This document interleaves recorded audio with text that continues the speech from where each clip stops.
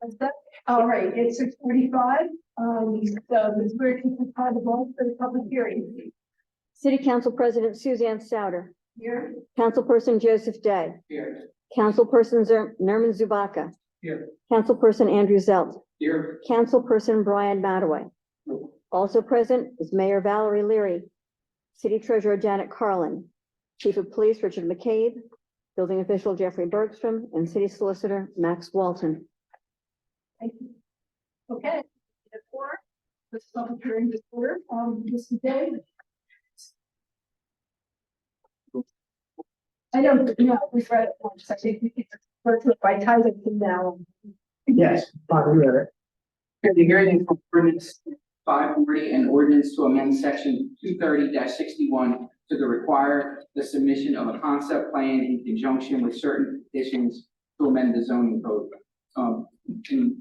In short order, this would require, and I'll start, there's two versions. There's the original version that was approved by planning that says the council may require the petition to be accompanied by a concept plan. And this is for rezonings. The second rendition actually requires a concept plan for rezonings. So that is the subject of the public hearing tonight. Any public comment? Yeah. Okay.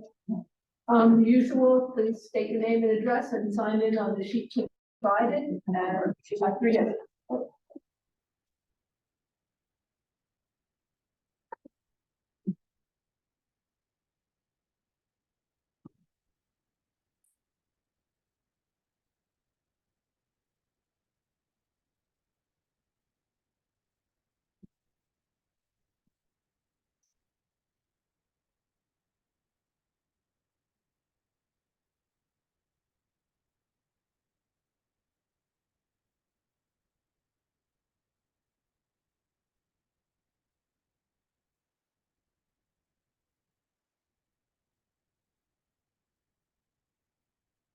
You're looking at 2063rd Street.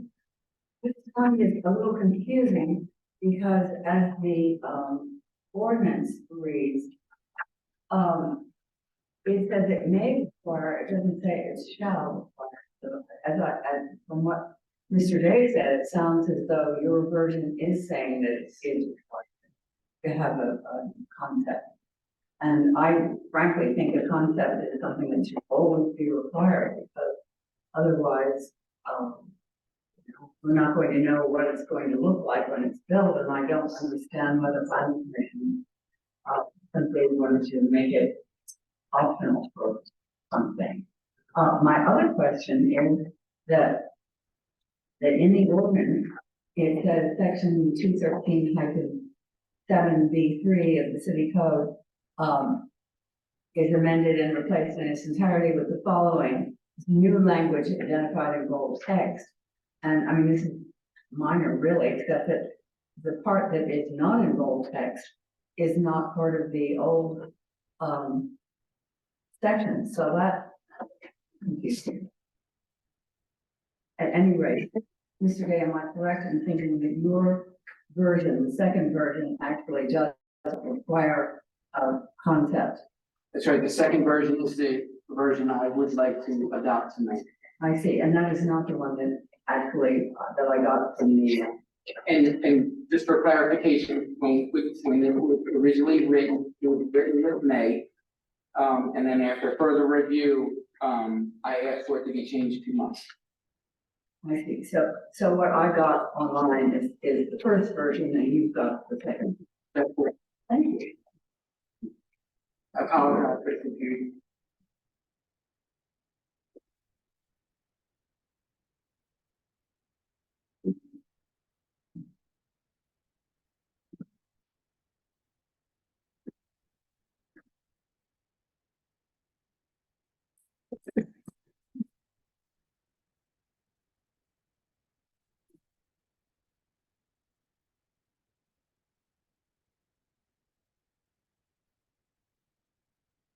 Bill Bruce, 1301 13th.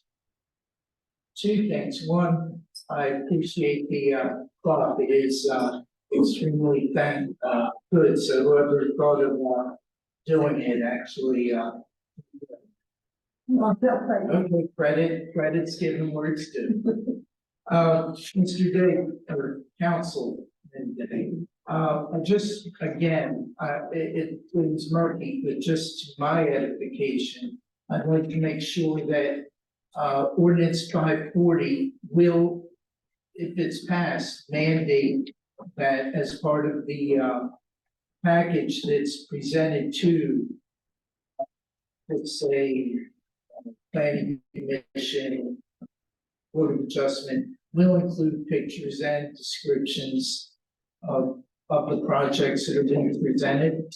So this ordinance is for rezoning only. For, you're going for a board of adjustment variance, there's already, requirements to do that. Right now, there's no requirement in the code to require a concept plan for rezoning. So it's just rezonings we're talking about here. And the only reason why I'm bringing it up is because I did confirm at each of the board meetings, whether it was the board of adjustment, planning, even HAC, that their boards and committees did really appreciate and really use the drawings and plans, and it voted well for the public, as myself attending all the meetings, did make a difference, especially with Regents Drive, understanding the scope of the projects, what it looked like, and so on. And each committee and board did agree with that it was helpful, but with the planning commission, when they voted or decided on which version to go with, I fully did not understand how they could even consider not having full presentations given. So if that's what the ordinance will do, let's change it at least for the rezoning to ensure that pictures of full presentations are given. That's a good thing, and thank you for presenting. And just to be clear for everyone, so when this legislation is drafted and sent to the planning commission, council doesn't go and talk to the planning commission. That's not how it works. So the planning commission really has to sit and derive what we're looking to do with these ordinances. So when we talk about a concept plan for rezoning, I know that there's some consternation at the planning commission because sometimes it's a minor rezoning or something that really shouldn't be a big deal. I think we had one in I'm going to say Buttonwood a couple of weeks ago. There was a commercial property. They wanted to change it to residential, which was a down zoning, which is beneficial. But nothing says that the concept plan couldn't be the survey of the property and say residential dwelling on. We don't have to make this more complicated than it, you know what I mean, than we need to be.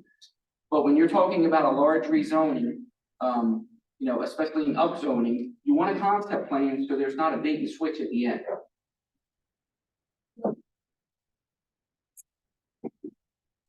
Even unintentionally, I don't mean, you know. And Mr. Day, doing this is making us consistent with the county, all right? Yes, you can't do a rezoning in the county without and most jurisdictions don't allow rezonings without some kind of plan to go to tie it back to, not just the county, it's most jurisdictions. And Chris, if I speak out of turn, please. Does any other member of the public have a comment on this ordinance? Is it, Mr. Walter, is it appropriate for Mr. Rogers to speak now? Yeah, yes, and I would like to comment on the nice lady's statement. There's an error in the ordinance. There's an error in the ordinance. It's correct in the title, but it isn't correct in section 2. So, I checked it just to make sure we're right. You are right. It should be 230-61 as it says in the title. And the amendment is made to section B2. So it's 230, not 213? 230-61, just as it is in the title. Section 2, it should say So the 230. typo in the Yep. body of the, That's correct. Can we simply correct that, or do we have to have a motion to amend? I just want to point it out, we're gonna have a motion to. Okay, when we get it to the regular. Language is correct, and it's in the right place, but what's written there is wrong, so thank you very much for doing it. So, and just to be clear, in section 2, it does say it's hereby amended and replaced in its entirety. So the first sentence should also be bolded. No. So I'm gonna read this, I'm gonna read what's in the code now, bolded language. So everything that's not bolded is currently in the code at section 230-61, everything in bold is new. It's just the wording was a little bit weird, I think, when you talk about replaced in its entirety. Okay, Ms. Rogers, did you have some comments? Yes, thank you, Madam President. This was before planning commission in September. The planning commission's role is to make recommendations to any proposed amendments to the zoning ordinance. They had a public hearing, duly advertised public hearing as required by the code. And as Councilperson Day stated, there were two versions in front of the planning commission. In short, one was mandatory that all rezonings shall be accompanied by a concept plan. The other version was all rezonings may be accompanied by a concept plan at the discretion of the council. And the planning commission voted to recommend the non-mandatory for the purposes as stated by the council today. They were concerned about the last 4 or 5 rezonings that we've had, but for River Edge, for small rezonings that really weren't, the applicant would be hard pressed to come up with a concept plan for a postage stamp lot in Buttonwood or Dobbinsville as examples of the last few rezonings that we have. But I understand Mr. Day's way to approach those small rezonings, and if the obviously the planning commission would defer to the council's decision here.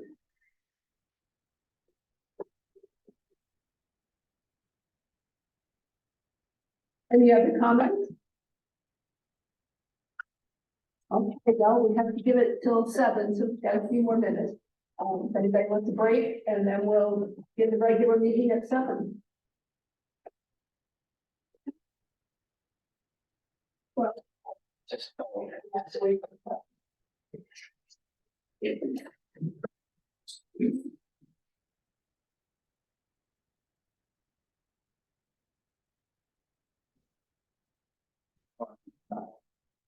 There is.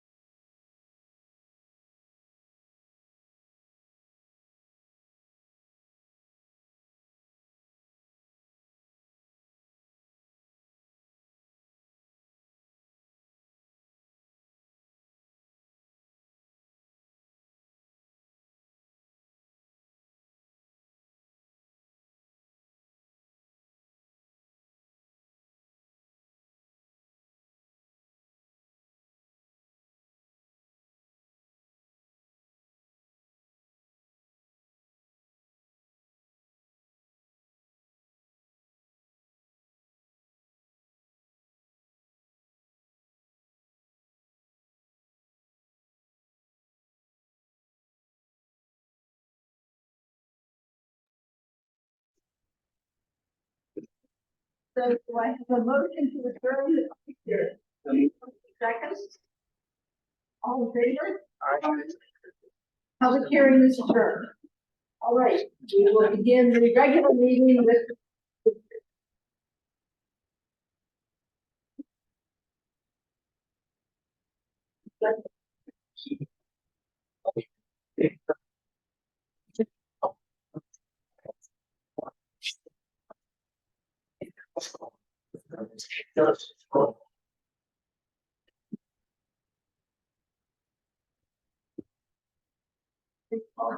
again, please. Yes. The regular meeting. Council President Suzanne Souter, Here. Councilperson Joseph Day, Here. Councilperson Nerman Zubaka, Councilperson Andrew Zelt. Here. Councilperson Brian Mataway. Here. Also present, Mayor Valerie Leary, City Treasurer Janet Carlin, Chief of Police Richard McCabe, Building Official Jeffrey Bergstrom, and City Solicitor Max Walton. All right, thank you. So, okay, we have minutes from a special meeting on November 7th, a regular meeting on November 14th. I think that's on. Are there any? Oh, excuse me, and a special meeting on November 20th. And another one on, they're out of sequence. A special meeting on November 2nd. So, are there any corrections or additions to the meeting, the special meeting minutes for the special meeting of November 2nd? I think that's actually, excuse me, it'll be November 28th. Oh, I see, yeah, sorry, well then we'll go in order, my mistake, sorry. On Tuesday, the meeting, the special meeting of Tuesday, November 7th, are there any corrections or additions? Okay, is there a motion to approve those minutes as submitted? So moved. A second, Second. all in favor? I'll abstain since I was not there. All right, thank you. Then the public hearing on Tuesday, November 14th. Are there any corrections or additions to those minutes? Is there a motion to approve those minutes as submitted? So moved. A second? Second. All in favor? Okay, and then the regular meeting on Tuesday, the 14th, any corrections or additions to those? And is there a motion to approve those minutes as submitted? Motion to approve. Second. All in favor? Aye. And then there's a special meeting on November 20th. Are any corrections or additions to those? Okay, motion to approve. So moved. Second, all in favor? Aye. And one more, Tuesday, November 29th. Special meeting, any additions or corrections? So the type one title. Yeah, it's there. Yeah. And any, okay, is there a motion to approve with that correction? Second, Second. all in favor? Aye. All right, then. Minutes are approved. Treasurer's report, Ms. Carlin? Good evening, everyone. This is the treasurer's report as of 30th, 2023. The total unrestricted funds, $9,804,690.70. Restricted loans, $2,709,019.11. Total cash in the account, $12,513,709.81. Are there any questions for Ms. Carlin? In the statement, I have shared with Council President that I will be stepping down from the treasurer's position. I have told Mrs. Salbert that I will stay on as long as I am needed until a replacement is found. It is coincidental that I was appointed to this position after the death of Tommy Lennon many years ago. I had big shoes to fill. My first time running for office was in April of 2001. And as they say, the rest is history. And I want to thank my colleagues over the years, and especially the people of Newcastle for having confidence in me. It has been a privilege to serve all of you. Thank you. Thank you for your whole.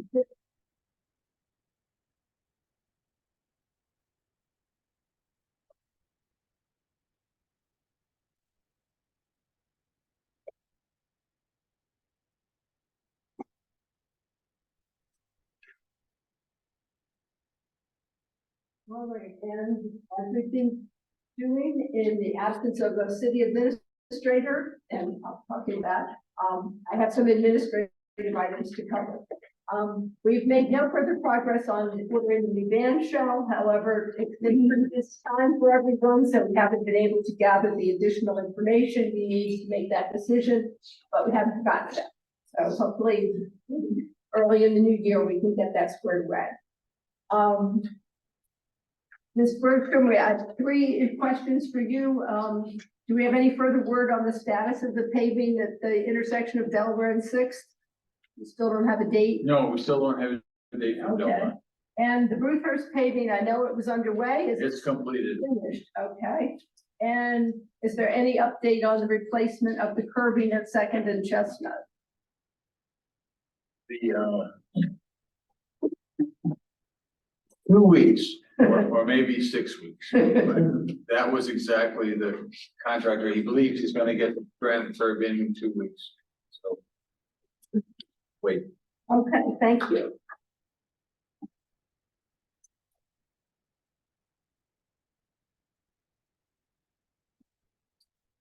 And then we've spoken about the dog park over the past couple of months.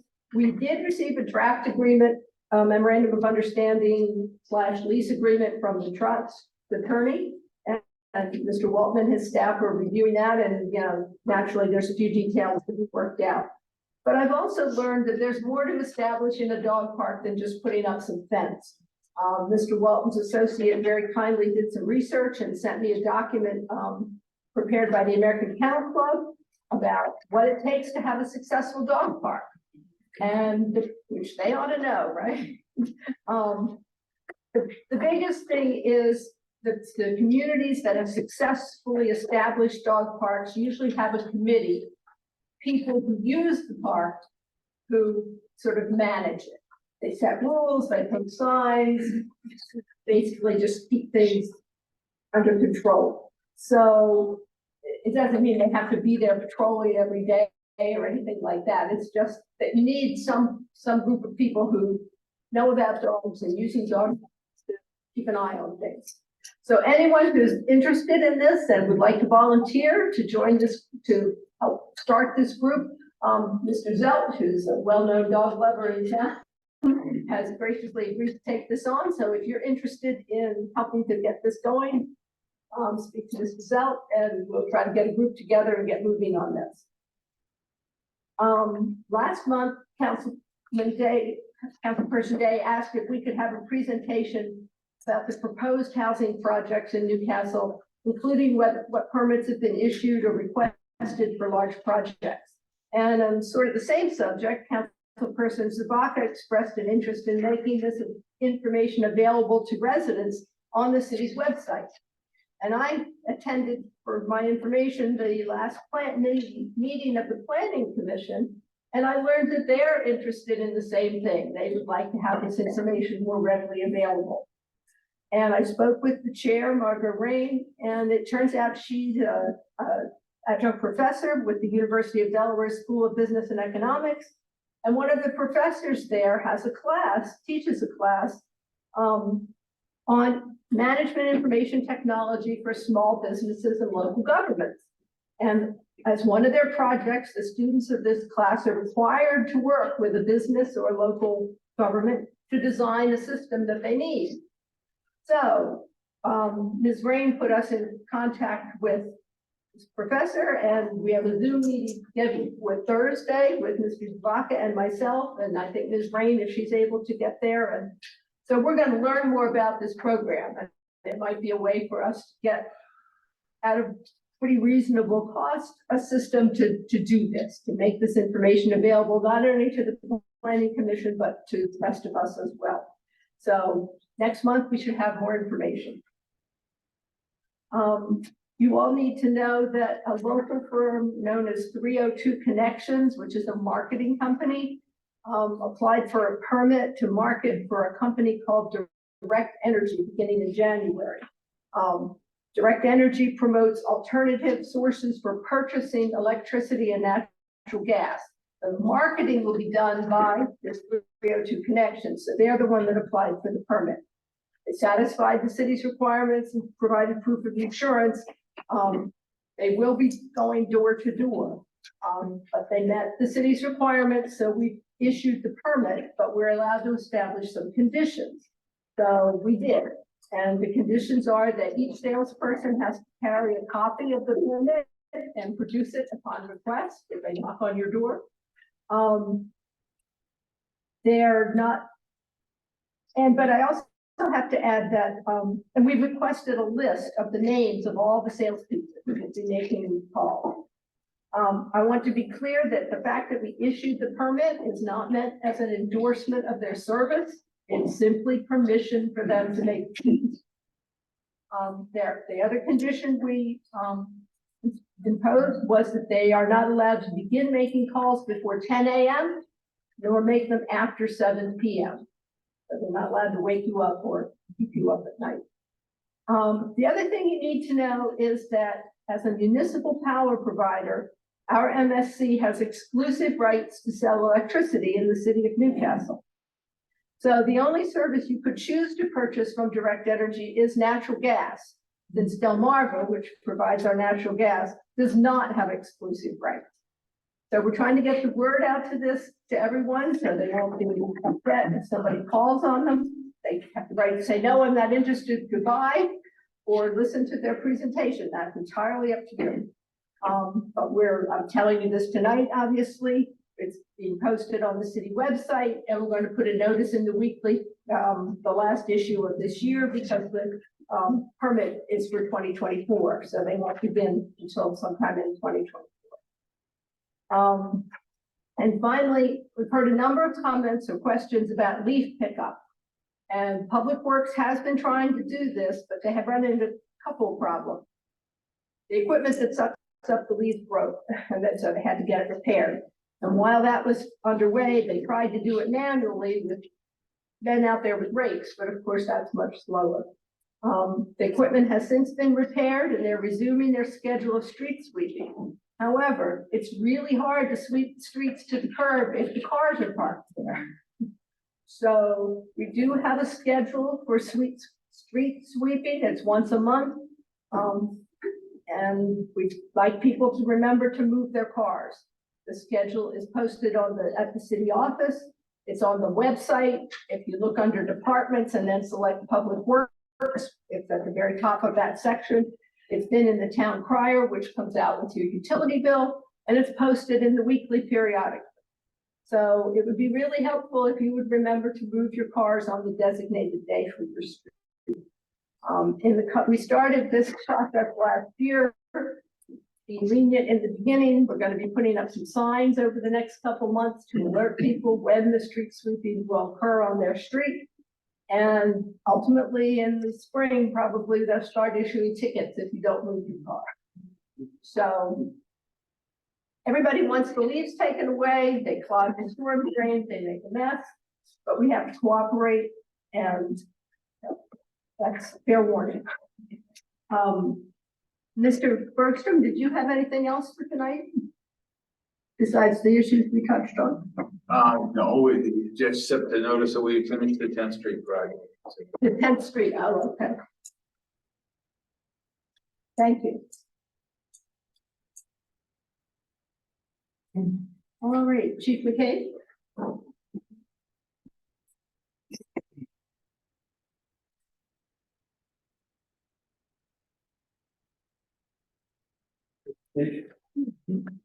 I just have a few things. First, I think Both are aware that there was a crash the other night, at Sixth or Seventh in Delaware that shut the road down for a little bit. It was a DUI related crash. But I wanted to take a minute to thank, Fire Department, MSC, and Public Works. They all responded and helped us, close that road and keep it closed. We were short staffed that night, and obviously we had other things to deal with, so to keep that safe until Verizon came out, to do what they had to do. They took longer than we'd like, built an issue we're addressing. I know we got some phone calls about the delay there. We don't know why. There may have been a miscommunication in the nature of the damage that Verizon misinterpreted what was wrong. So we're working on that. Hopefully we don't experience that kind of delay again. I also wanted to take a minute to recognize, Rick Delgado and Public Works again for coming out, as we close Route 9 for the flooding. We have just kind of recently, it's taken years to develop this plan, but we've recently worked with DelDOT to get a significant amount of road closure signs and materials. We worked with them to, and got an agreement to allow us to shut the road. We still technically need permission, so we reached out to TNC and let them know that the road's flooding, we're gonna close it. But rather, than wait for DelDOT to get their crews out to close it, we've been given enough equipment to do it ourselves. And Murphy's Law, at 1 o'clock in the morning is when we needed to shut it. So, Rick came out with us, one of his crew and helped us, not only close it, but then, set up advanced warning signs all the way as far south as Hamburg Road and as far north as Moore's Lane. So, it was nice to see that coming in Monday morning, that they were up and running. And it's Murphy's Law. It never happens in the middle of the day during a work day. So, and as having been drawn out of my sleep for the majority of my career, I know what that feels like. So I wanted to give a shout out to Rick. And also to Dave's crew who hit me up earlier in the day and said he's fully staffed and ready to help too. So we do have something in place to manage this ourselves when we need to.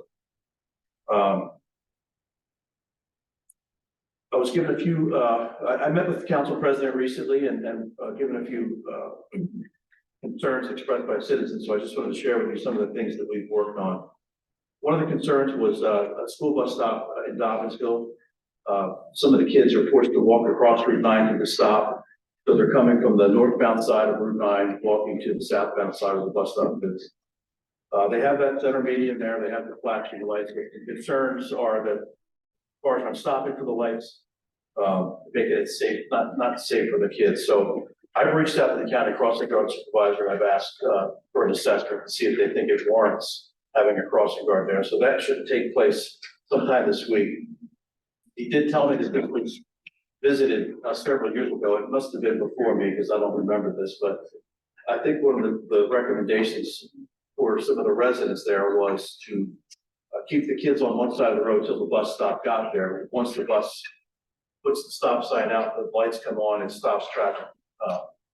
And obviously nobody moves until the traffic stops. I think they were pushing that years ago because they're not sure there's enough volume to warrant the crossing guards. They, like everybody else, are struggling to get some help in that with people doing that job. So but they're going to come out and do an assessment anyway, and I should have something for you by the end of the week, if not early next week. I am working with some folks up at with the county and Recom to break down specific calls for service for our apartment complex. I know the fire department did. The issues that we're running into is that, I don't know if I shared this or not, but it's not coming in as a particular address. It's not coming in as the Garrison or as Deemer's Landing or as the Health. It may come in as 500 West 7th Street, 502 West 7th Street, 507 West 7th Street. It may come in as West 7th Street Apartments 12 or whatever. So it's challenging to find a way to collect all that data, but we are working on that. And we do recognize the significance of that data. You may have noticed an increase in traffic enforcement on Delaware Street area carry down.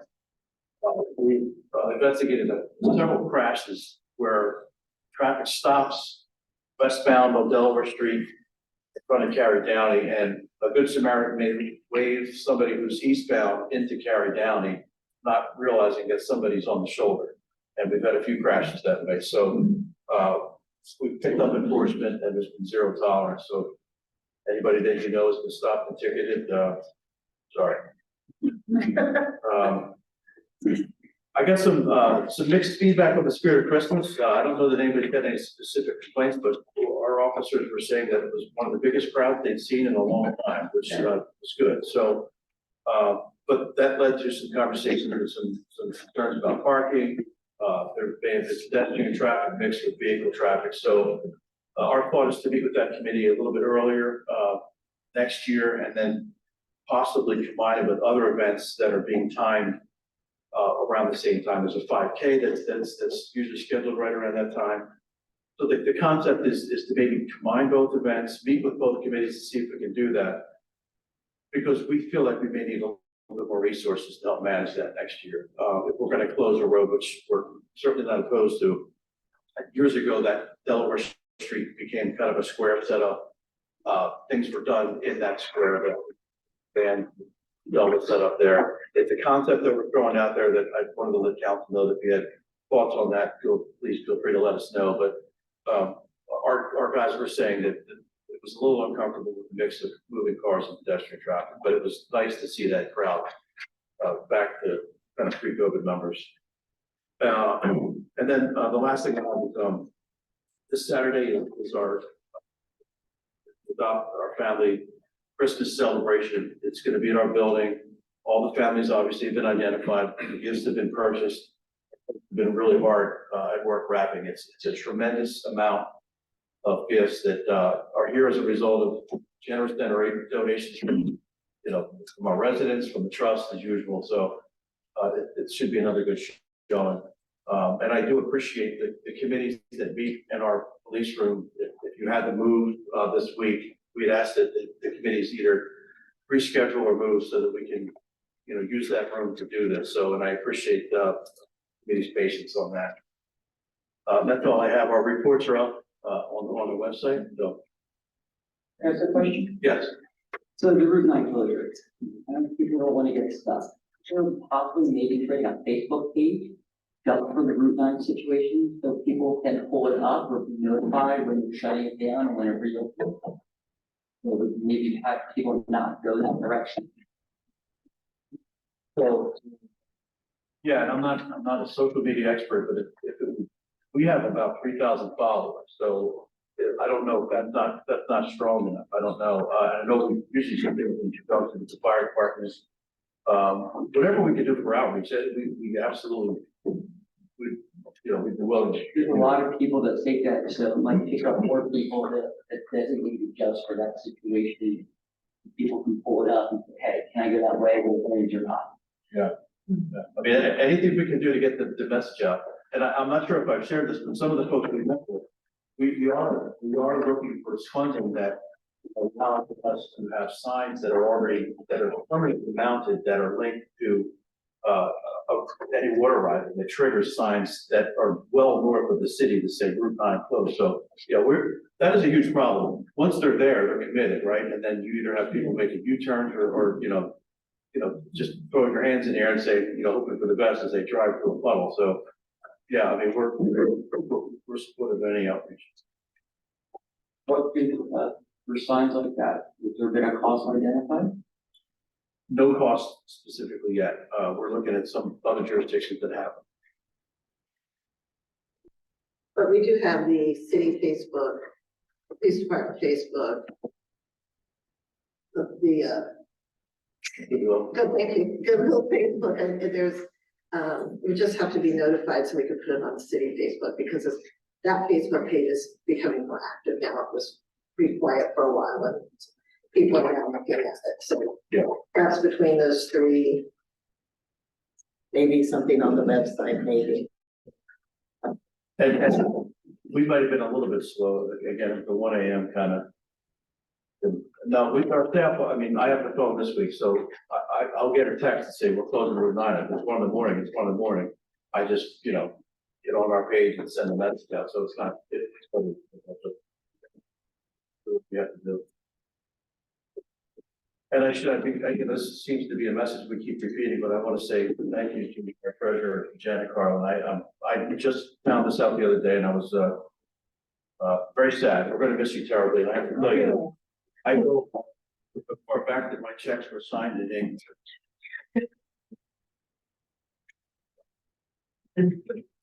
I go way back.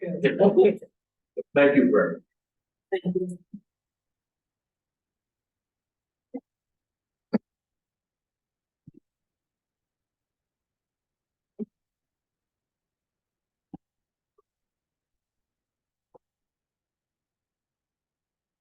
Okay.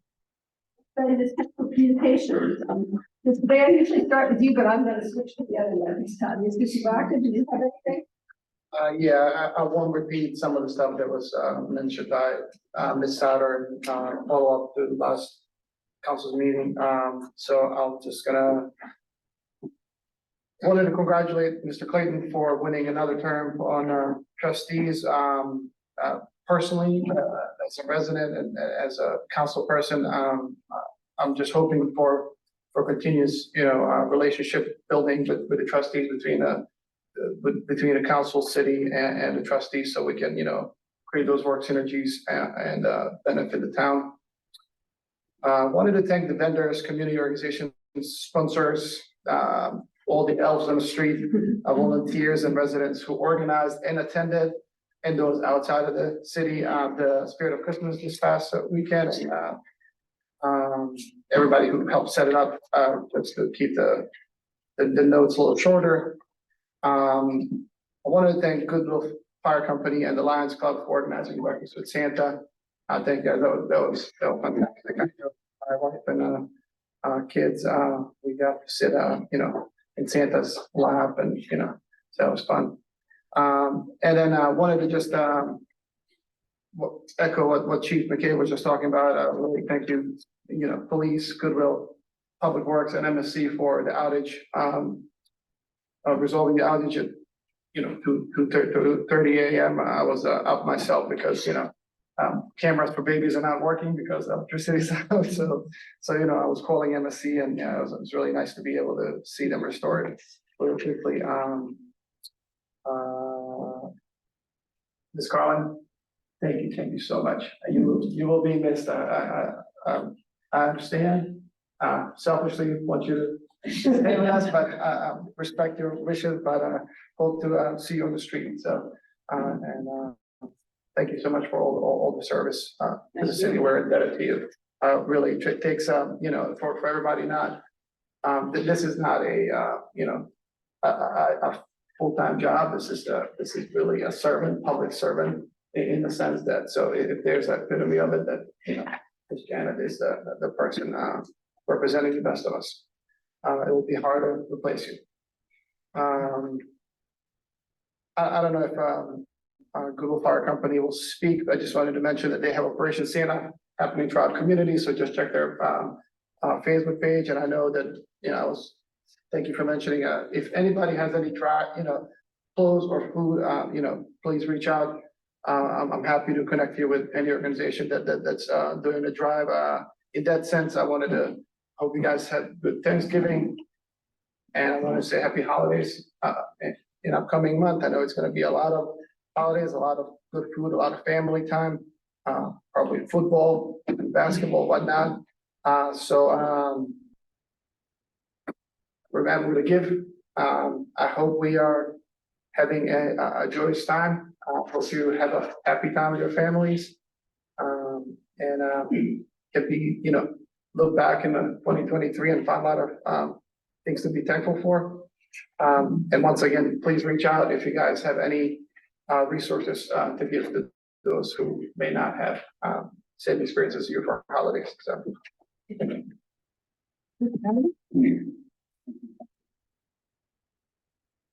Chain of the city of Newcastle has been broken due to the deaths of two giants in this community. We as a village mourn the loss of Mr. William Simpson Jr. and Mr. Gerald Jerry Toner. Both held common traits in that they loved their families, sports, the Catholic Church, and were first responders. Thoughts and prayers are with their families and friends. We thank them for their contributions to the city and beyond. Chief McCabe mentioned it, but I would like to highlight the great community work that's being done by his staff, led by Captain Shugart, Officer Kavanaugh, and Ms. Justice in respect to the toy giveaway that's taking place this weekend. I'd like to thank the Spirit of Christmas and all residents that participated in this successful event this past Saturday. I'd like to thank Eric Safa for its efforts to adorn our city with over 130 wreaths.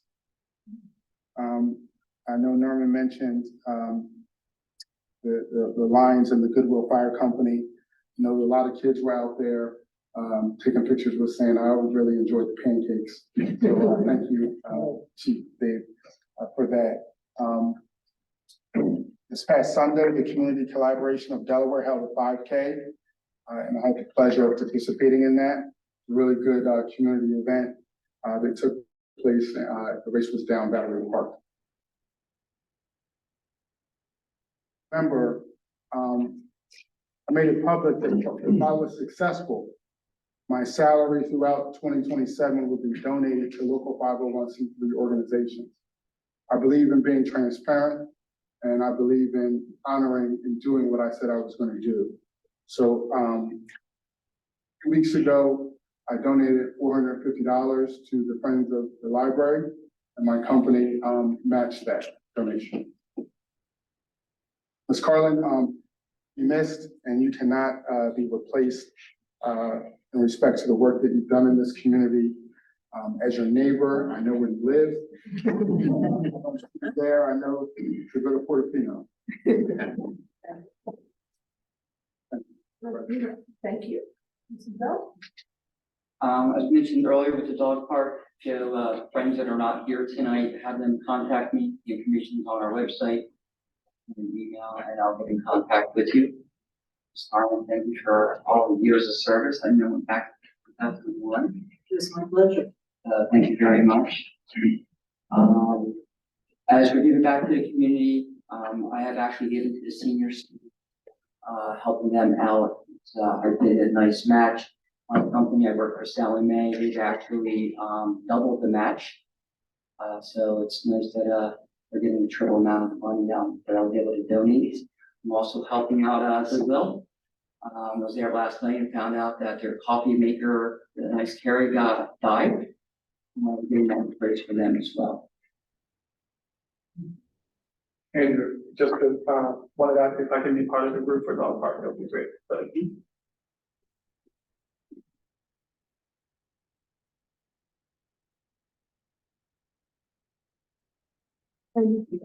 Yes. So I did ride through Boothurst. I did see that all the new pavement, it looks very nice, laughable neighborhood, just to see if it was done, and it does look nice, and so thank you, Jeff, and for overseeing that and getting it done. I did attend the Spirit of Christmas. I thought it was awesome this year. We got lucky with great weather too. So kudos to the committee for that. And as some others mentioned, Arasafa did a great job decorating the city. I also attended the Goodwill Lions Club Santa breakfast, which was always, as always, was well done. I did meet with a few interested citizens this past week regarding the Bull Hill Boat Club and getting something started there. I'd also like to congratulate Tom Clayton. And then I thank you, Brian, for bringing up about Jerry Toner and Bill Simpson's deaths. Jerry was a fireman on Holloway Terrace and a retired county cop. Bill Simpson was a firefighter at Goodwill and a past chief at Goodwill. So I do appreciate you bringing that up. And last but not least, certainly thank you, Janet. It won't be the same without you.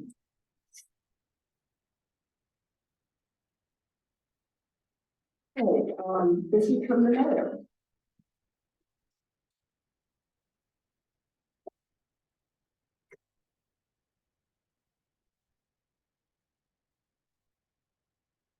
My list is long and thanking everybody for Spirit of Christmas and we're doing that everywhere. Anybody speaking is talking about what a great day, and weather cooperated and everything just came together. Eric Papa, our city staff, MFD, helping with the tree, everything came together.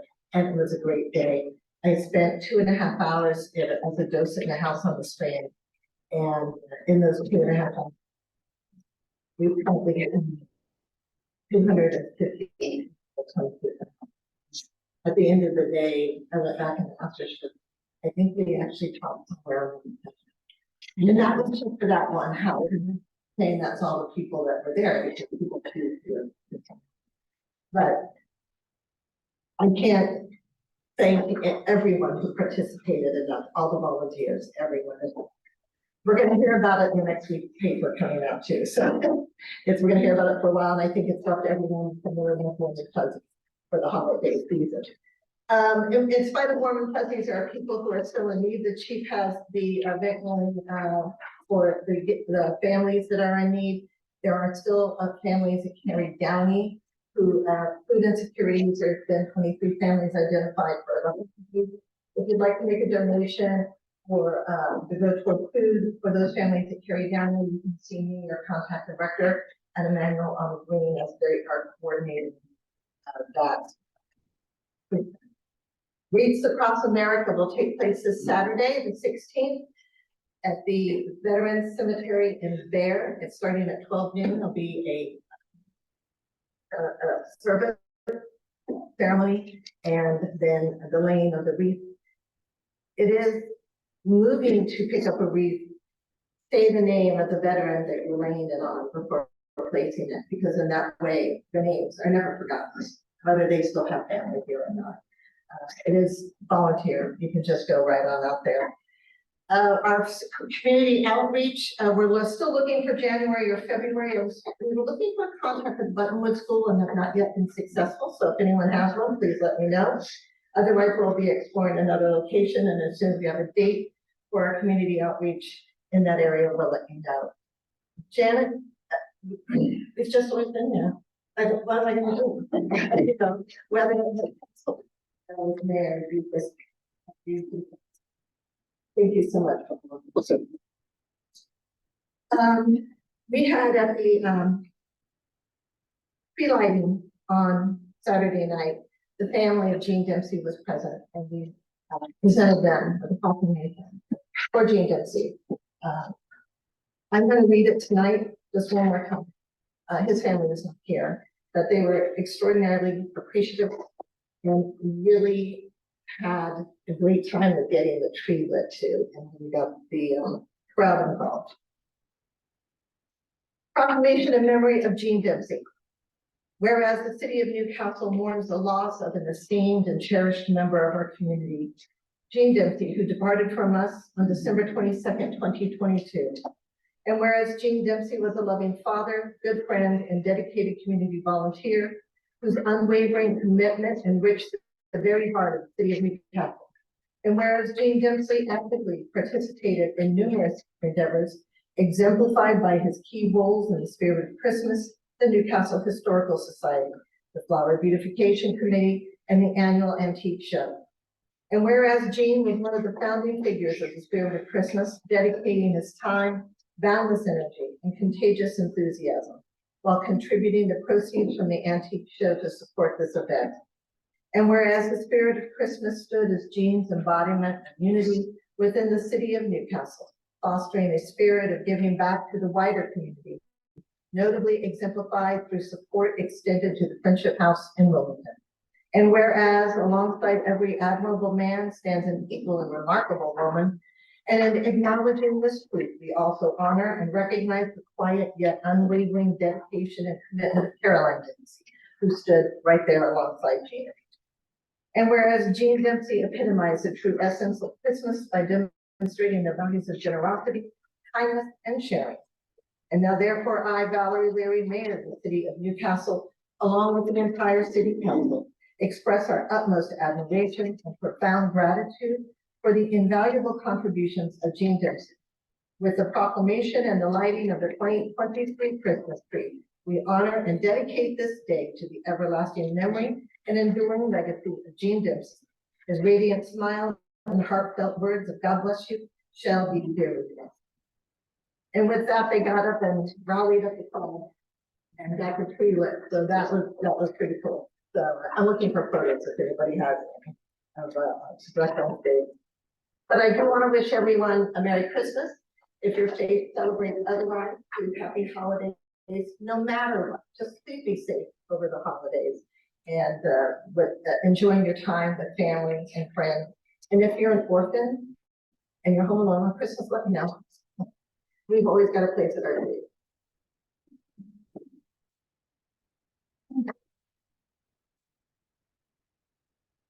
Right. Decided to make it official and add comments from Goodwill Fire Company to the agenda. So, Chief? Thank you very much, Madam Secretary. I do not have an official report for you this evening. That's something we'll be putting together a format for, after you starting in January. I'd just like to thank the community and all of council, for their support of our public events that we've had, throughout the last month.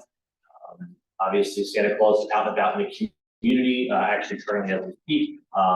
And Santa will be through the downtown area, on Saturday, the 23rd, starting at noon. Other than that, please remember to be fire safe this Christmas season. Keep your Christmas trees watered if they're alive. Don't overload your surge protectors. Stay warm, but don't keep your space heaters too close to anything combustible. And finally, to everyone who celebrates Merry Christmas or Happy Holidays, and we hope we don't have to meet you on the street. Thank you very much. You're welcome. Thank you. And by adding you to the agenda, I didn't need to add a burden of preparing a report. And No. you typically make some statement, and that's what I was looking for. I just wanted to put it in the agenda instead of keeping it on the end. Take the opportunity. Thank you for all your service and for your report. Okay, public comment. And I'll remind you again, as we did last time, first of all, of course, state your name and sign in on the sheet that's on the podium. As before, we will try to answer simple questions, but we cannot enter into extended discussion of a topic that wasn't published on the agenda. So with that, who has comments for tonight?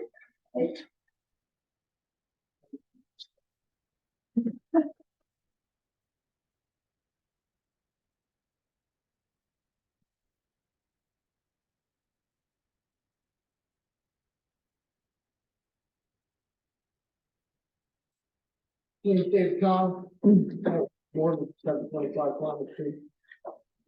Big utilities, big taxes there. Grandparents had 40 years before that. My Aunt Sarah had it for about 4 years before that, so I've been there about 22 years, I guess. We buried my mother yesterday, right next to her parents, my grandparents, like down a couple headstones down, my Aunt Sarah and her husband. So all my descendants that own my house are now in a row.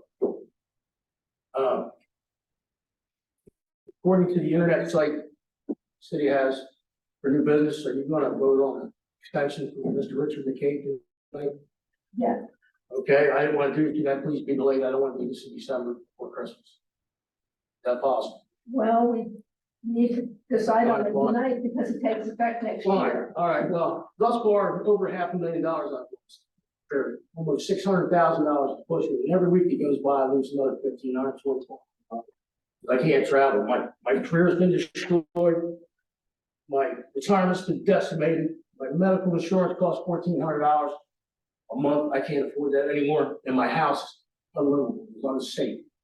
And from my point of view, the bulk of this happened because of the efforts of Mr. Richard McCabe right there. So additionally, this time last year, two of the troopers came to my house, arrested me, false charges.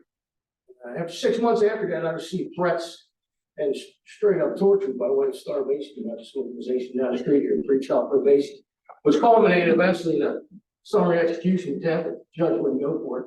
And a week after that, Attorney General was supposed to show up in a criminal trial, jury trial. They refused to show up. They simply wouldn't show up at all. So those two execution attempts didn't work out too well. So I took a severe loss. My life has been devastated. And as far as I'm concerned, the police department's responsible for it. And I pray to God I don't get murdered going out the door, over my shoulder, make peace with God when I come here. You never go home, get home, not the practice. it's been a mess. So I didn't want to do this before Christmas. He has kids, I have kids. If you're gonna vote on this guy, you have to sit down and think about this for a minute. I can prove everything I just said. One thing I can't prove is that I'm supposed to be the fifth person this has happened to. This technique has been used on foreign citizens. I'd like to know if that's true or not. When they come after you, make false criminal charges, decimate you in the courts with lawyers and fees, and drive you into bankruptcy. I don't know if that's true or not. That I don't know. Everything else that says God's honest truth, and I prove it. This man's destroyed my life. You have to help him out. I didn't want to do that. Merry Christmas, Happy New Year. God bless America. Good night.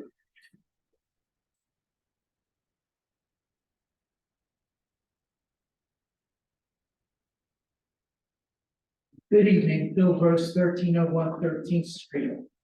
Going back to resolution 540, I know, and I'm really appreciative that our council people are not afraid to speak up when it comes to addendums or different requests when resolutions come up.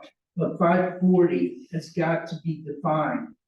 So different from how the planning commission left it, where it's going to be up to the presenter. I think it should be defined that anything more than a single family dwelling should be obligated to present pictures, drawings, and a full presentation like anything else, because multifamily, anything can change a neighborhood. So I'm pleading with council that they had that in there, that anything more than a single dwelling presented should have corresponding graphics, pictures, whatever needs to be done so that the commissions and boards can fully understand what's being presented as well as the public. Second, Ms. Garland, contrary to anybody's belief, I do fully appreciate all the years of service, dedicated service, not just service. You took everything to heart and you made sure that it was right. So again, any misconceptions, wipe them out. I appreciate you. Thank you. Next, did we have printed agendas for tonight? Don't know if that we're at the table or not. I'm sorry, I didn't notice. Hey, if someone could take responsibility to make sure they're available to the public, that would be greatly appreciated. Next, the special meeting that was done by council, relating to real estate issues. I'm fully aware that it could, be construed as needed to be private, only because there could be certain people that are involved with the process that could have an effect on the price, but I still think it's sketchy as far as the public not knowing what our city government's doing in relation to any properties acquiring or selling. So I think that needs to be addressed. And last but not least, this was disgusting. This article that was printed where Miss Leary again, repeatedly again, has taken her position to endorse a candidate. Anyone in an elected position should not be publicly endorsing it. They might put a lawn sign or tell their friend, but that once again added to her making Kim step down and a whole bunch of things. She should step down or dip for that. I'll just make two comments. First, Mr. Gross, we did have an executive session about a property matter.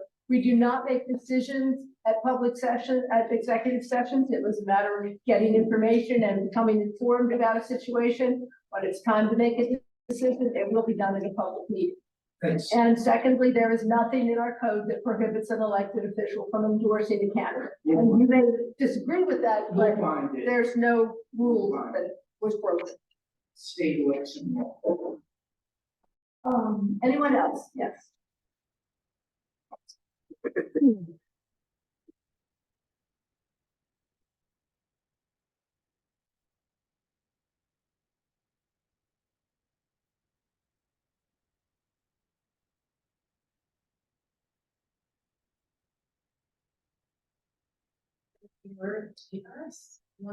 for East Third Street. I was part of the Spirit of Christmas steering committee this year, and I wanted to thank everyone who volunteered, fire department, the police department for support and keeping everyone safe. Mayor Leary, I saw everyone on council there, whether you participated or as a volunteer or you were just there to enjoy the festivities. As many of you know, this was a transitional year for the event with the Historical Society and the Presbyterian Church to go of it. So it came together in about 60 days. I don't have the final number yet, but we do know that we surpassed the number of donations for Friendship House in years past. So it was a really fun day, and we weren't sure what to expect, but I just wanted to thank everyone again, everyone who volunteered, everyone who's a docent, everyone who supported financially. I look forward to having more time to plan for next year, and also just keeping this event going. So thank you again, everyone. Thank you.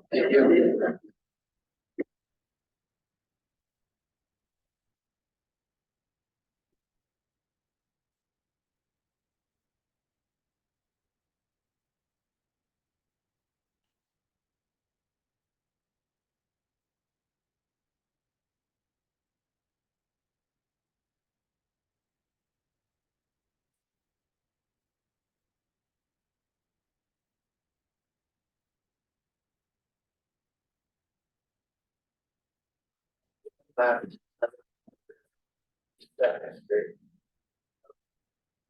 Just want to start out by saying I'm not a civil engineer and I don't have any knowledge about what I'm talking about. I just have some concerns, some unresolved questions surrounding the street repairs in our neighborhoods. Raising my concerns about the quality and effectiveness of the work conducted, the absence of adequate curb heights in front of homes not only impacts aesthetics, but also poses potential safety issues.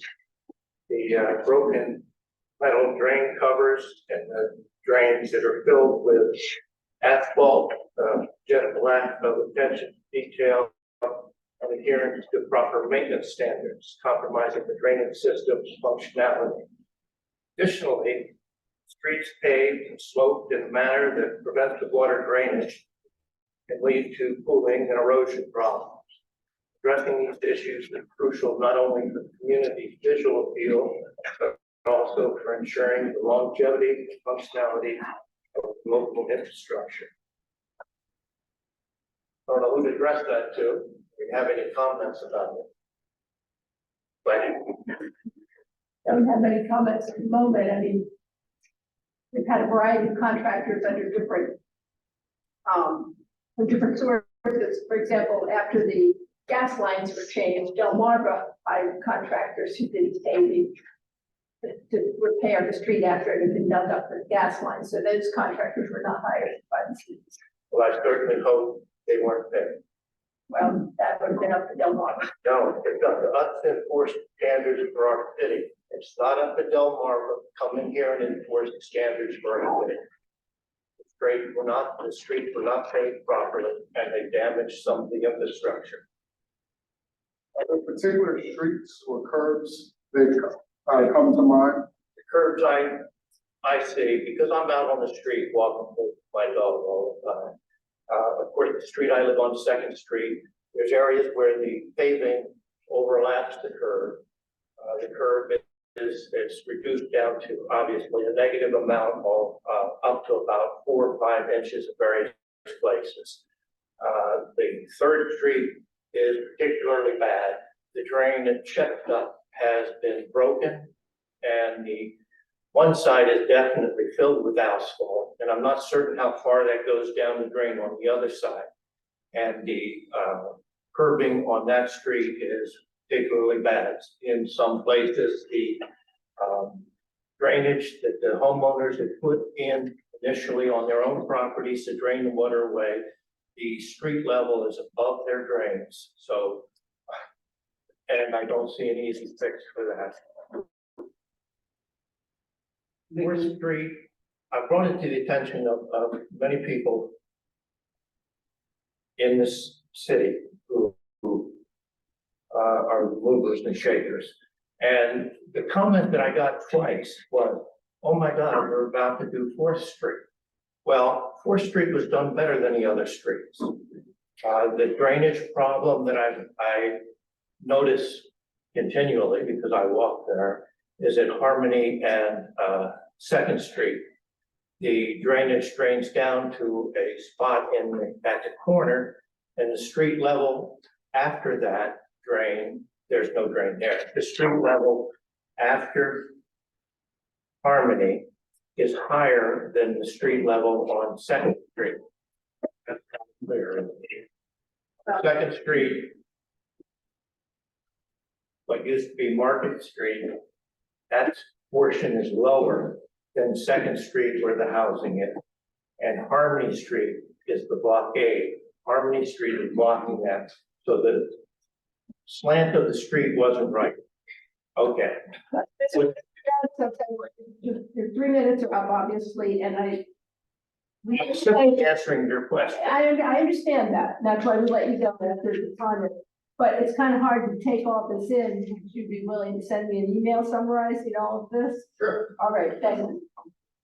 And we'll discuss it with Public Works. Yeah. Thank you.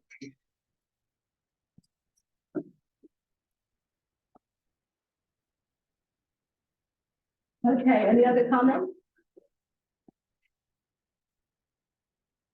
Okay, I realized that I skipped the remarks to the council president. So I'll do them now and then we'll move on. I just want to echo the thanks to Goodwill, to the Lions Club for Breakfast with Santa. Although I do have one little story. There was a little girl, perhaps 3, sitting across from me at the table eating pancakes. And Captain Shugart, Tina Shugart, came up and gave her the little packet of a kit to make an ornament. And the little girl's eyes got real big. And after Captain Shugart moved on, who was that, Mommy? And I said, her mother said a police officer. Ooh, so this child has a good impression of police officers starting young. But that breakfast always feels like the start of the Christmas season in Newcastle for me. I also want to thank everyone that was involved with Spirit of Christmas. I'm not going to reiterate the list because it's already been done by other people. Also, congratulations to Mr. Clayton. People have been asking about the status of our search for a new city administrator. We've had a number of really strong candidates. We've interviewed quite a few. We have one more interview this week, and then we'll be deciding how to proceed from there. We've had a somewhat informal process. I mean, not that we didn't go through the applications, but we didn't set a set pattern that we would automatically do second interviews. We figured we'd interview the first round. If it was one person head and shoulders above the other, we might offer the job, and if they accept it, we're done. If that doesn't happen that way, and there's 2 or 3 candidates that are close, we may have second interviews. Don't really expect to have anyone in place until January or perhaps February. All the people we're interviewing have jobs, which means they have to give notice and so on. So it's out there. We're working on it, and I'm encouraged by the quality of the applicants that we've had. I mentioned earlier that I had attended the last planning commission meeting, and the other thing I learned, besides the existence of this potential help through the university with a website containing our status of building permits, I also learned that there it had a similar interest to council. You may recall that Mr. Day proposed having a special council meeting to review our transportation plan, set some priorities, and try to get DelDOT to bump at least our priority items up on their priority list and maybe get some of these things done. He suggested including Mr. Rogers and our city planner, DelDOT, and Will Mapco. And the planning commission is looking at doing a similar thing. Well, it doesn't make sense to have 2 special meetings. So I spoke with Mr. Rogers and the chair of the planning commission, and later with Mr. Day, and we all agreed that this is a good idea to perhaps have a joint special meeting of the planning commission and the city council and see if we can get Del Dot and a WMAPCO representative, Mr. Rogers, and so on to come. And we also think it might be best until our new city, if we wait until our new city administrator is in place so that he or she can be involved in this process. So it hasn't been forgotten, but I think we're waiting for a good reason. And then the other thing is that there've been a number of questions in recent months about why some neighborhoods have their utility wires underground and other neighborhoods don't. And so I thought I'd give a little bit of history about how that's been, where it's been done and why, not anyplace else. There's really only two sections of town that have their utility wires underground. One is 4 blocks of Delaware Street from 4th Street to the wharf. And about half of that was done quite a few years ago. You'll remember when a movie was filmed here, and it was an historic film, and the production company didn't want the wires, so they have lots of money, they paid to put the wires underground. And then when we paved Delaware Street, we did the other blocks, because they only did the block, 2 blocks right around the courthouse. So we did from the wharf up to 2nd Street, and then from 2nd, and then up to 4th. But that's it. No other area of downtown has their wires underground. Van Dyke Village was done because they had all their utility lines in the backyards of people's homes, and those wires needed to be replaced because the systems were aging and they were difficult to access because they were in people's backyards. And so MSC decided that since they had to replace those wires anyway, instead of putting them again in the backyards on poles, they buried the wire. They did it themselves, and it was an extended period. They planned for 6 years to complete the process. It was delayed by COVID. And as we heard last month in Mr. Bloomquist's report that I read, they hope to finish in 2024. We looked into the possibility of having it done in other areas, and if to hire contractors to do it, we're talking millions of dollars. And if MSC does it, they don't have the staff to do it in rapid fashion. As we've heard from Van Dyke, some of the residents aren't happy that it's taken so long. Well, it's either time or money. And so we opted for, MSC did it when it made sense for them to do it. And we'd like to be able to do the rest, but we're gonna have to wait and see how we can manage that. The other problem is that we have 2 cable services in town, Comcast and Verizon. Comcast agreed that their cable lines could go underground when the others were put there. Verizon will not do this, and we can't force them because they have a different licensing agreement than Comcast does.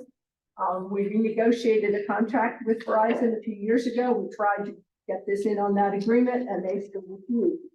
So the alternative, is to say, okay, Verizon, you can't have service here in town, and I don't know that anybody wants us to do that. Then we only have one company to choose from. So it would be nice to have them all underground, but it's going to take quite a while to meet that goal. So that's my report, and also I want to join everyone else in wishing everyone happy holidays. Excuse me, can I add something? You never mentioned William Penn Valley, where our lines are underground. Oh, really? Well, that's the 3rd neighborhood. Thank you for pointing that out.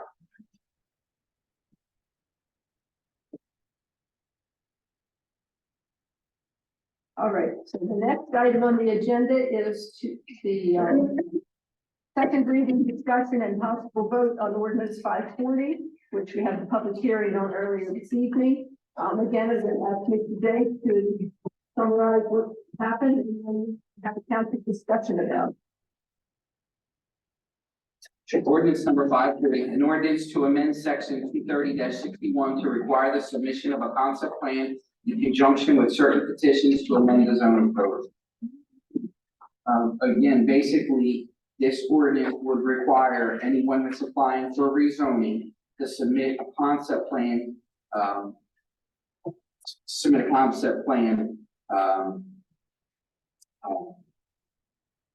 period.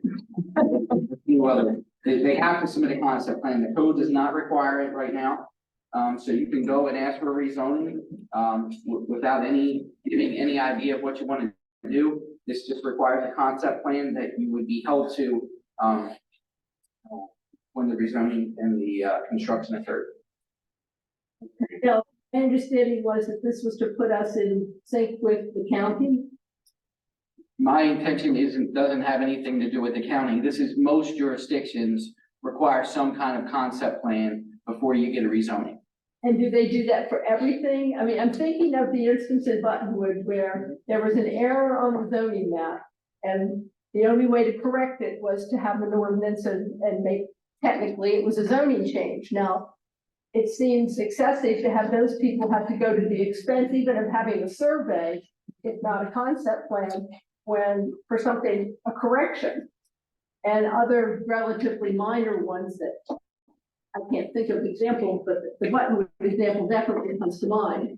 And I think if I'm reading the minutes correctly, that was the planning commission's concern as well, and that's why they chose the option with the council may require instead of council shall require. And I don't know if there's a way we can deal with that by saying shall require it for major changes or for multifamily complexes, or if there's some way we could define it or make an exception for a correction or for a minor change. It would probably take some legal language, but I'm just trying to, I think I agree that it's a very good thing to have a concept plan with any kind of major zoning change request. But I also think it's unfair to put the burden on property owners for something that's either a correction or an extremely minor change, like the one in River's Edge that we talked about last time, where you're not going to have any additional new construction. So I don't know how we walk that line in the ordinance. Yeah, I just want to shortly add that I agree with that, that if we can add a language about, there can be an exception issued, for then either make a list or at this, discretion of the council, to that point about, and we can talk about language about minor, projects or something like that, I think the council person today, and I'm sure you're going to speak to it, intention was not for concept plan to be an issue for, events like this, but rather larger projects, but I want to speak to your intentions. But yeah, I mean, that would be my perspective.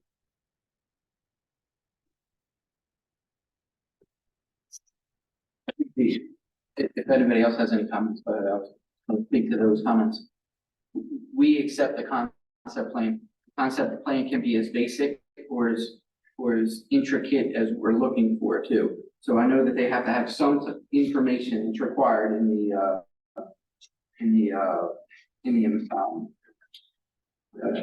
attachment too. But that doesn't necessarily say somebody has to go, when I said survey, most homeowners have a survey of their property already. So we could go through this and make it as difficult or as easy as we want. So it's certainly not to punish somebody that we're down zoning a piece of property from a commercial to a residential house, that the house has always been there. But as I would say, most people in the room understand that when you go and you settle on your property, as part of that, there's a survey in there. Nothing says that we couldn't use that as their concept plan just to change it back. Again, it's not to penalize, but I think once we start doing exceptions, then it's a. I guess I understand your point, but my concern, we have some people in some homes in town that have been in families for generations. They may not have a plan because it was so long ago that the property was census.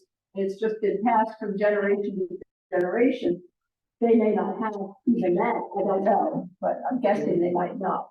But nothing stops you from going on on the GIS system and printing something out and putting the information on there. You mean a printout from Google Earth or something? If that's acceptable under this language, I think, going to parcel printing out and. Well, I think it's up to us what we accept, as long as whatever we get is code compliant.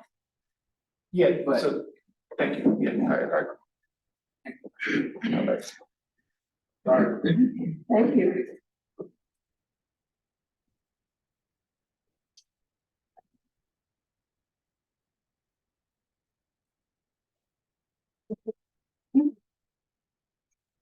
Green book that's come out. We're gonna do this, and you do right, and sometimes that takes time.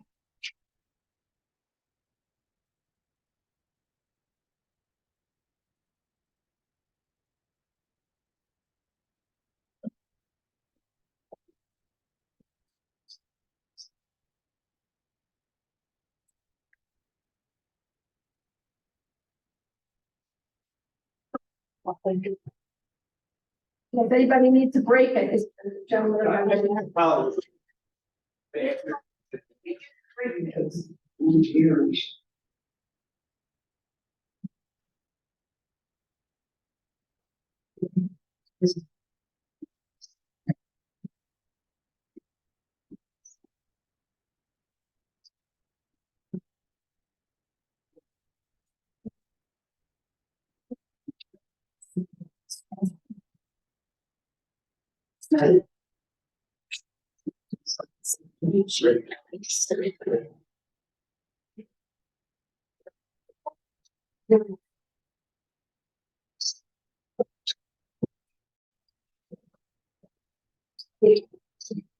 Thanks.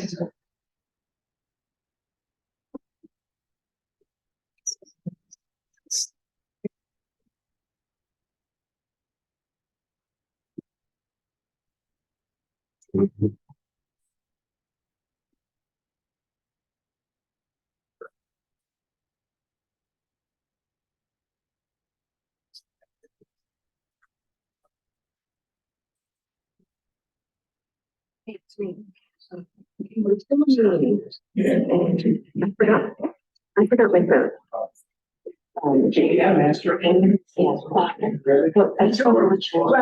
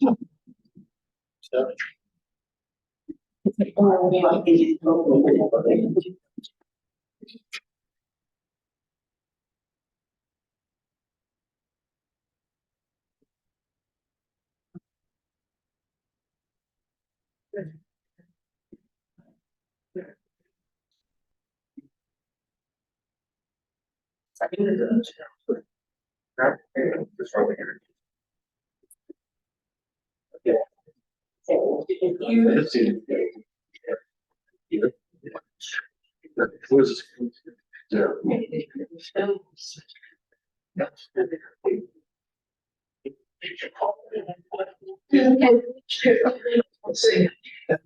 We can answer that one up.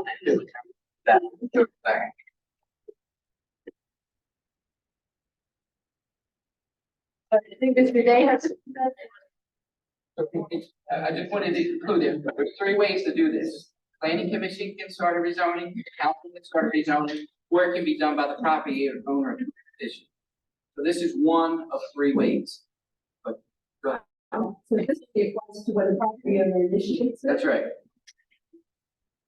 City planner and I have conferred, go to attachment 2 of the zoning code, there are requirements for attachment 2. There are requirements for a site plan, there are some high water levels and some other engineering requirements that are set forth in that. But our joint recommendation, instead of saying it's described in attachment 2, we say acceptable to the city, to city council or city staff. That way, for the minor one that you're talking about, not bound by the engineered plan, it's an attachment. First, yes, fair. The other thing that I would like you to make is, it says section 2. That's the typo we discussed earlier, but you might like to put it out to us. It should be 23061 instead of 213-7. Okay, so we need two amendments. Yes. If that's the way they. And where is this reference to it, to the attachment? Section 2, third bold line, it's in attachment 2. Oh, yes. We say acceptable to. So so we would say the petition to be accompanied by a concept plan containing the information described in attachment 2, and we would add, except. We would eliminate and describe it, in- right? Containing information, and then go from describe and wipe all the rest of the sentence out, right? All the information as required by city, as required by city council. It gives it a little more flexibility.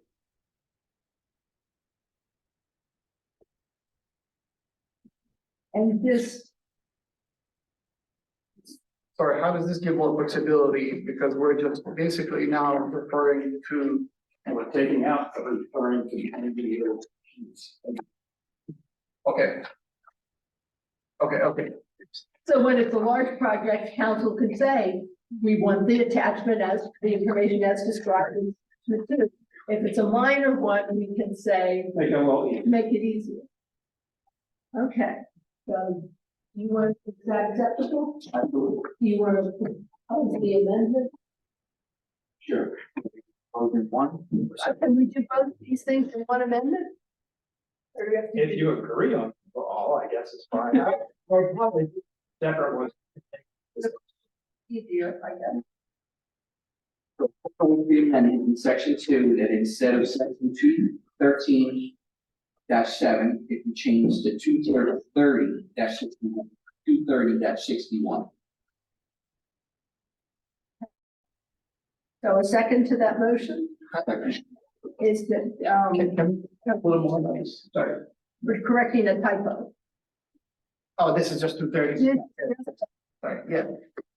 Okay, so we've had a motion to correct the typo to change it right after where it says section 2.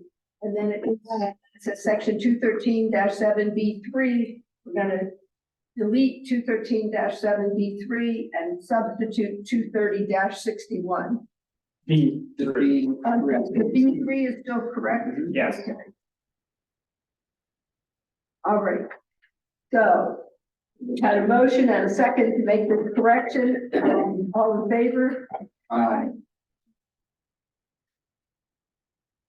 All right, now we need the second a second amendment, which is a little more complicated. And you have a Yeah. question. Well, actually, I do like the fact that we can, for everybody, pretty much, and I'm just assuming most people are gonna be coming to rezone will be, developers or, commercial users, something like that, right? So majority of these people I would prefer to go through the attachment 2 that we're having originally in this, paragraph. And then add a sentence about council may require, and the language that we were just talking about, or just, residential, rezoning or something like that, to that point. So that's just the only exception. If there's a rezoning requested by a, By the not a owner. commercial, development or anything like that, just a residential, property. Because we shouldn't steer away from the code. We should lean on it for everybody else and not, I don't know, maybe, yeah, maybe I'm just, complicating things. So sorry, guys. Well, Can I add something? The attachment 2 was just an easy reference. The attachment 2 was in the code for where the other portion, there's other sections of the code that require a concept plan prior to the submission of the site plan. And those are for larger developments. So we created the concept plan checklist in attachment 2 for, big site plans. It wasn't created for rezonings or for small developments. So it really is there for larger developments. The attachment 2, and it was an easy reference when the amendment was first proposed to prescribe what would be on the concept plan. There was already a checklist that that we were referring to. I understand. So I'm just, I guess the place I'm coming from is when we have somebody wanting to rezone industrial into commercial or vice versa, whatnot, right? For purposes of developing something, right? So, which is the intention of this right here. I feel like we should be sticking to the, not giving any leeway of saying council will choose which, kind of pathway to go, but rather, call upon here. So that shouldn't be something that we even have to discuss, really say, go this route or the other, because all of those petitions should have a same route, and they probably will. But I'm just thinking, why not call it out in here? Well, so are you suggesting we leave that sentence as is and then add a sentence, something to the effect that however, council may waive this requirement for minor change, but then how do you define minor? For corrections, how do you define when you're gonna permit the waiver? That's, I'm okay to quote there somebody it is right here. I was just Yeah. saying my preference would have been to keep No, I the understand. current language. That specifies. Would a single family dwelling, would you term like that? If it was coverage or no? So every time you do this, my head goes, what if this scenario? Okay, so if you have a single family dwelling that's a gigantic house, if they want to go from residential to some sort of a commercial drugstore use, right? They might try to get in under that. So there's always a permutation. It is all there, right? There's always a permutation that they're going to try to sneak in. I'm comfortable to your point that if we have that and it's something bigger, we can just point them right to that code. And I want to reiterate what Chris said, is that if you have a bigger project, site plan, you have to do that. So they're already going to do the, if they're going they have to do it with to, site plan, yeah, they have a site plan. Well, that attachment 2 was put in the ordinance, a few years ago when we did the site plan section. And it would only apply for a by right development. So it wouldn't be applied at the rezoning stage unless without this amendment. And just to be clear, right now you can come to this body with a rezoning and not have any plan with any standards whatsoever. You could say, I want to rezone from industrial to commercial, from residential to industrial, without any plan whatsoever right now. right, and I agree that that's not the way we want it to be. Mhm. I'm just trying to figure out a way to parse it so that we don't penalize property owners, small property owners for minor changes and primarily for corrections, because when there's an error made, that wasn't necessarily their fault. But if there's a correction to be made, that can be started by council or it can be started by the planning commission. And then It does not have to be done through the property owner, and Chris, That's right. He's right. say that. Then we have probably. goes and said, hey, we found this error in as in the Buttonwood case, there was an error on the zoning map and some parcel incorrect label. So instead of having the property owners petition, we could say, oh, you're right. And then council of planning could initiate A corrective rezone. the corrective rezoning, and then this is not apply. Then we can, So then we don't need to change this, because is that, And I'm sorry, I should have said that when I was said that there was 3 ways to do. in here, but no, we don't need to change this if we're gonna, we just have to. that's correct. Or would you advise that? We just have to advise people if they come to us, hey, I found an error in your zoning map. I'd like to petition to have that change. You need to say, no, we'll make. Yes. To answer your question very briefly, so let's assume we had a situation where there was an error in the zone. Somebody could come to their member of council, let's say there's an error in the zoning map, right? And they could go and they could request that the city do a proactive rezoning can be error, right? Where they're not trying to get one over, they're not trying to change the use, they're not trying to do that. So in that situation, yes, they would do that. And that's in section 23061, which we're talking about. So with that, if that solves your problem, vis-a-vis the small rezoning, then you can keep the language the same. Because we're on firm legal standing with that. You're good. We just have to, people have to know that that's what they, the council members have to know that. And the building officials, anybody who would be approached about this problem needs to be aware that don't tell the person to go get a survey done before they can do anything. Talk to council and have council initiate the change. Okay? And is there a way we can ensure that that happens? I mean, I'm thinking 10 years from now, 15 years from now, when all of us aren't here anymore. Well, it's in the code. It's in So the you code. can always go, like, I handle one of these for Bethany Beach, for example, where they had an old broken down hotel and they wanted to change it. And the developer asked the council to change the zoning regulations. The developer didn't actually even apply, but it was on their own motion. And the reason they wanted to do it because they wanted to control what's to say. So that's the way they did it. So you can do it that way. It is in the code. We have what's called a proactive rezoning. That's what happened. And the only thing I would just know that I just noticed in the last sentence, right before below last word of the paragraph, there's a period there that probably should not be there, right out the capital. Yeah, that's right. So just while we're working on it. That's right. Because Section D period, that's the way it's listed in the code. Oh, that's.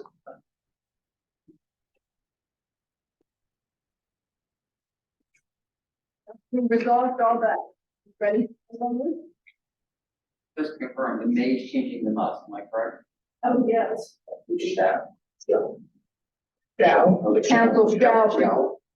Shall, yeah. So we need another amendment. So I move an amendment that in section 2, the second sentence, I think that was, no, third sentence. Third sentence, for amendments initiated by petition, the council shall require the petition be accompanied. We're just changing one word. Is that right? I'm sorry, there was a second version. That's the version that requires it. And you can see the change in the language. Right, I would just say, it must be accompanied, the petition must be accompanied. So can we simply reference version 2 yes. as an amendment or? Yes. Okay.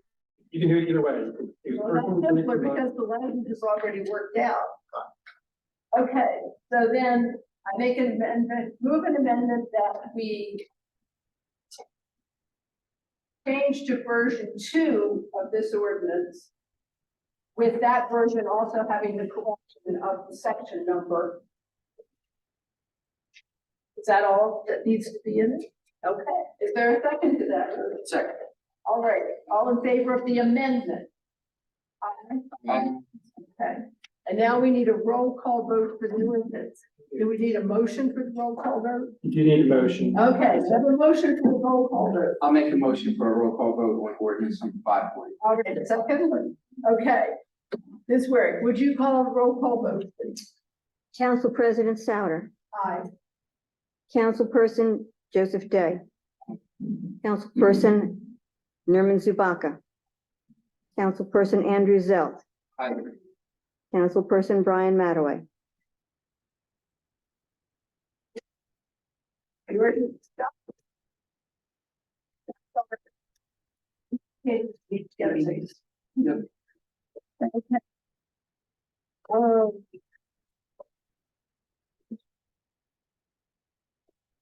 Okay, the next item on the agenda is the consideration and vote on the proposed changes to contract, extending his contract to 2029. The copy of the contract has previously been distributed to council. I move that we adopt this, new contract. Is there a second? Second. Okay, and does this have to be roll call? Okay, all in favor? Aye. All right, the motion, Should every time, make sure you say all opposed nay. oh, sorry, any opposed? Motion.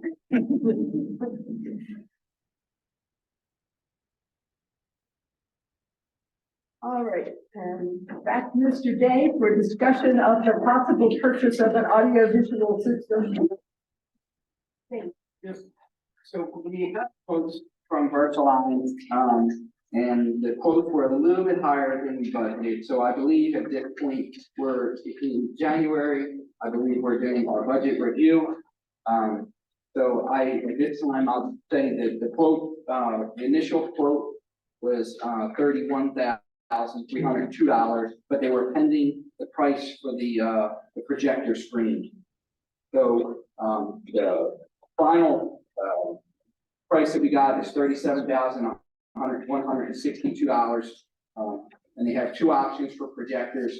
I did propose that we would go with the better projector, but since we are reviewing our budget, next month in January, instead of now doing this and trying to find the money, I think we should take on this at our budget review.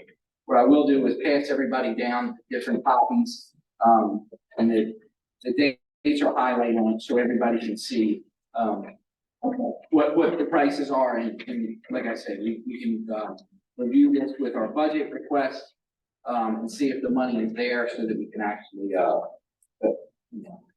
What was the original budgeted amount? 30. And so it's over by one. And then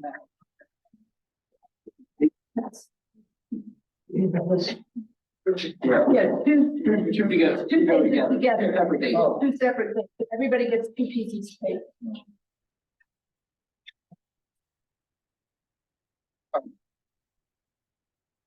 That's all I had. Unless anybody had any questions. A little bit of description for those who haven't been involved. The purpose of exploring all this is that we've had times where we've had presentations in this room, for example, from developers and site plans. And it's very awkward to show any kind of, throwing stuff up on this wall with slides or whatever. And so what we were looking into getting was a retractable screen, which couldn't be here because it would block the fire alarm and the sconce. So we would put it probably in front of the window. And because we can adjust the angle of the chair so people can see it when we're using it. We would retract up into the ceiling so that when the senior center uses this room for other purposes, it wouldn't be an obstruction. And it would also have a sound system that would make it easier for the public to hear us. It would make for greater clarity in recordings of the meetings. So that's the purpose of all this. And this is the second company we have talked to. The first company's bid was, I can't remember if it was 57,000 or 67,000. 57. So it's $20,000 more than this one. And we were like, no.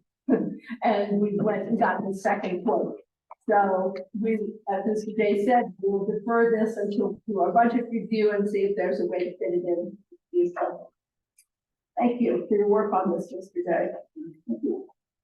Okay, the next item. Sorry, can I ask? Mr. David, so how many companies did we?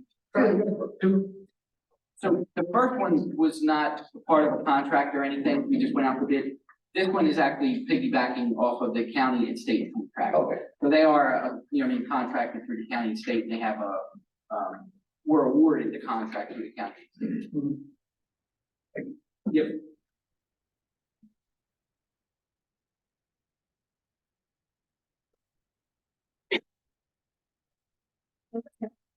The next item on the agenda is a resolution to appoint Alex Reel to the Tree Advisory Committee. And we've got a motion to read this. Motion to read. read the agenda. Resolution 2023-38, a resolution approving the mayor's appointment to the Tree Advisory Commission of Alice Real to fulfill the unexpired term of Sheila Shannon. Whereas the Newcastle City Council passed ordinance 500 to amend and restate chapter 74 relating to the tree commission and chapter 210 of the code of the city of Newcastle relating to street trees, creating the Tree Advisory Commission. And whereas pursuant to section 74-1 of the code, the Tree Advisory Commission shall consist of 5 members, each serving a 3-year term. 2 members shall be appointed by the mayor of Newcastle and confirmed by city council, and 3 shall be appointed by city council.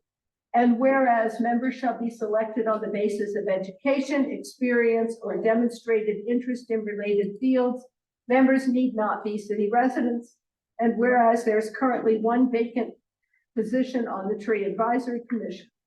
Now therefore be it resolved that the city council hereby approves the mayor's appointment of the following person to serve on the Tree Advisory Commission to fulfill the unexpired term of Sheila Shannon, with that term ending November 13th, 2024. Person named is Alice Real, the term, and it says the council appointment in this section, even though it says mayor's appointment elsewhere. May we simply correct that? Okay. So do I hear a motion to approve this resolution? Motion. A second, all in favor? So just to be clear, is that the mayor's appointment or that's a council? It's a mayor. Okay, thank you. So we're clear. Yeah. And it says it elsewhere in the body. It's only, the mistake is only on the final one, which gives the name and the expiration of it. All right, and the last item on the agenda is resolution 2023-39, approving the mayor's appointment of J. David Majewski Jr. as the representative of Goodwill Fire Company to the Planning Commission. Do I hear a motion to read this resolution? Motion to read. Second? Second. Oh, okay. All in favor? Okay. Whereas the Goodwill Fire Company is responsible for emergency response in and around the city of, and thus offers an important perspective on appropriate planning needs and recommendations in the city. And whereas section 58-2 of the city code governs the membership of the Planning Commission, including the process for appointment, the length of term, and the removal of such members. And whereas the City Council unanimously adopted Ordinance 541 on November 14th, 2023, amending Section 58-2 to dedicate 1 seat on the Planning Commission to a representative of the Goodwill Fire Company. And whereas there is a vacancy on the Planning Commission due to the expiration of the term of Matthew Lovely. And whereas the Goodwill Fire Company has named J. David Majewski Jr. as their representative to the Planning Commission. Therefore, be it resolved that the City Council approves the mayor's appointment of J. David Majewski Jr. to a 3-year term on the Planning Commission. This term expires December 12th, 2026. Is there a motion to vote on this resolution? Motion. Okay, all in favor? Aye. All right. Your motion to adjourn. Second, all in favor? Sure.